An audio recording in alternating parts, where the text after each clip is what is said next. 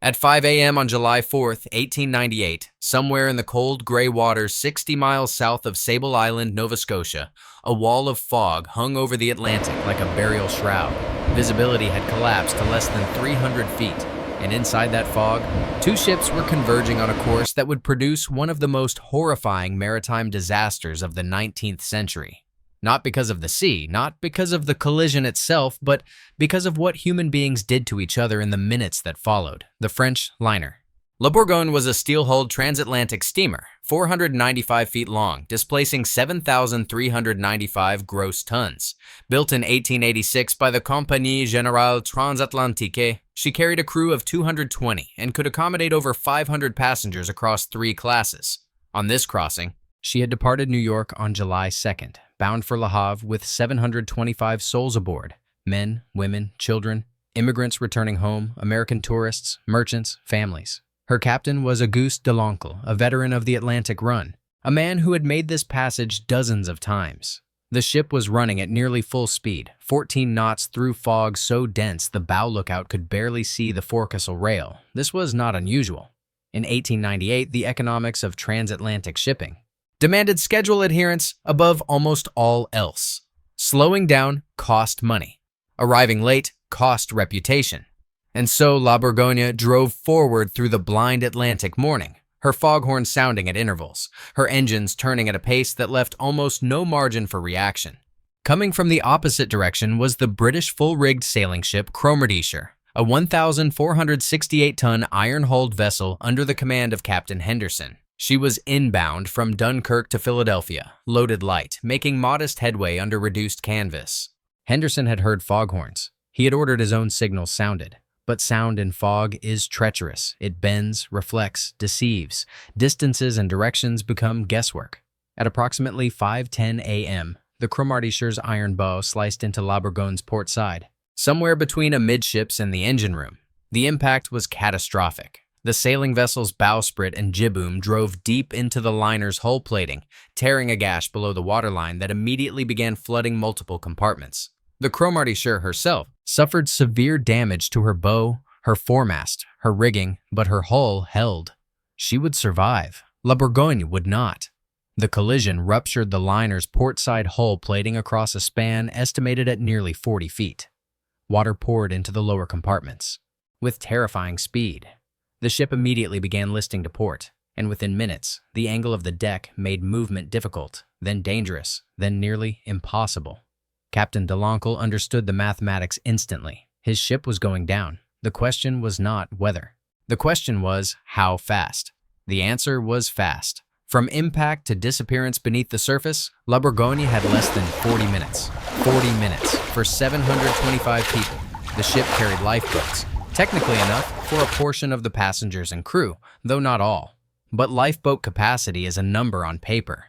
The reality of launching wooden boats from a listing, sinking steel ship in dense fog with hundreds of panicking people flooding the deck is something else entirely.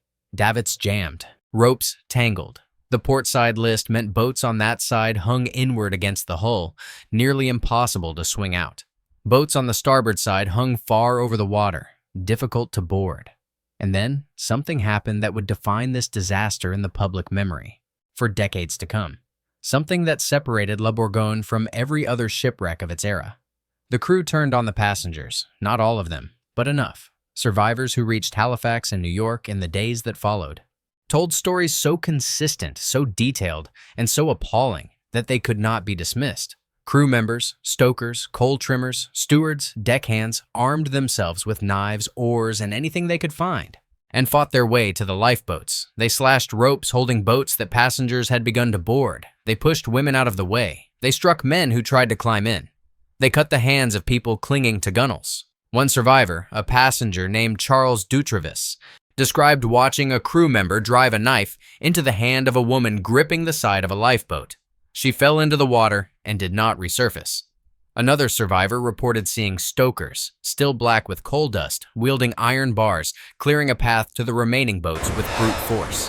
A third described a lifeboat that was successfully lowered with passengers aboard, only to have crew members in the water swim to it, climb over the sides, and throw passengers out to make room for themselves. These were not isolated incidents in the chaos of a sinking.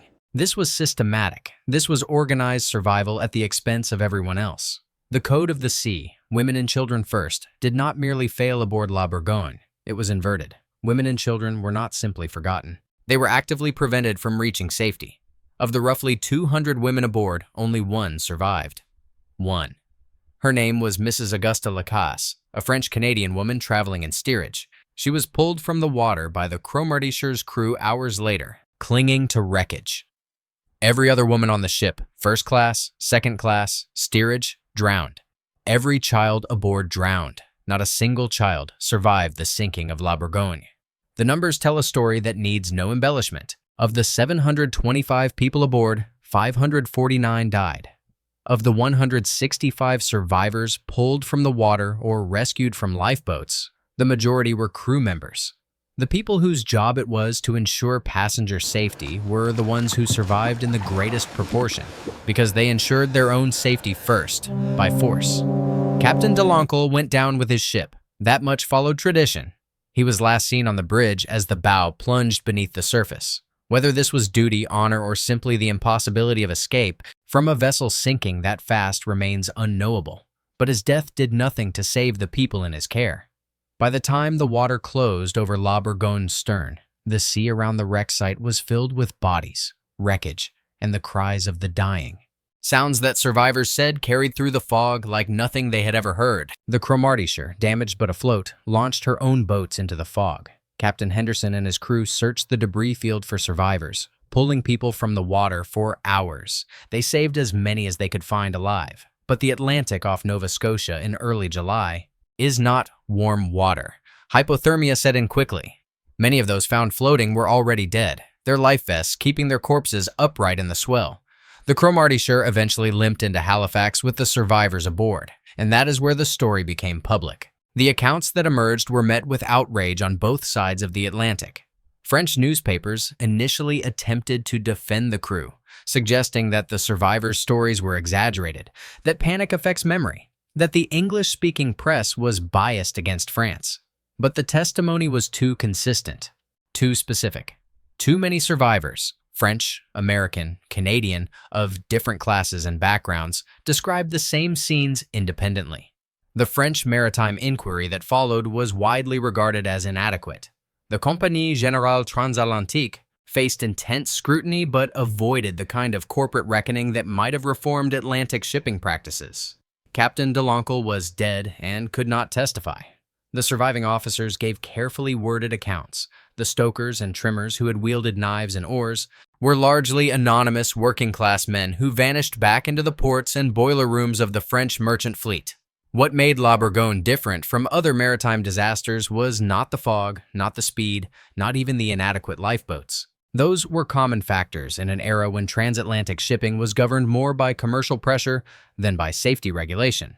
What made La Bourgogne a singular horror was the complete collapse of the social contract aboard a sinking ship. 14 years later, in April 1912, the Titanic would sink in the North Atlantic, and the behavior aboard that ship, imperfect, sometimes cowardly, but largely adhering to women and children first, would be held up as a standard of civilized conduct under extreme duress. The comparison with La Bourgogne was invoked immediately and repeatedly in the press. Titanic was a tragedy. La Bourgogne was a disgrace, but the comparison deserves scrutiny. Aboard Titanic, the sinking took 2 hours and 40 minutes. Officers maintained order with authority, and in some cases, with revolvers. The social hierarchy of Edwardian Britain imposed a structure that held, however imperfectly, under pressure. Aboard La Bourgogne, the sinking took less than 40 minutes. There was no time for order, no time for authority to assert itself. And the crew, underpaid, overworked, drawn from the hard-scrabble ports of northern France, owed no loyalty to the passengers beyond the obligations of employment. When the ship began to die, those obligations dissolved in seconds. This is not an excuse. It is an explanation. And it raises a question that the maritime world in 1898 was not prepared to answer. What happens when the systems designed to protect human life at sea are built on assumptions about human behavior that prove catastrophically wrong? The answer, for 549 people aboard La Bourgogne, was death. The ship lies today in approximately 250 feet of water, 60 miles south of Sable Island, the so-called graveyard of the Atlantic. The wreck has been located but never extensively explored.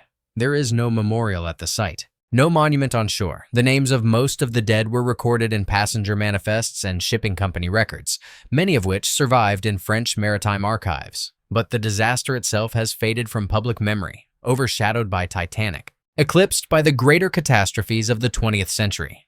What remains is the testimony of the survivors.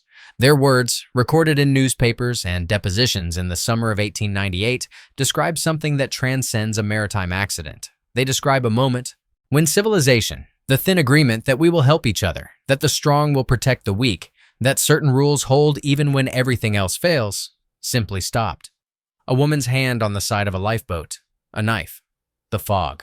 The cold Atlantic water closing over 549 lives, while the men who were supposed to save them rowed away.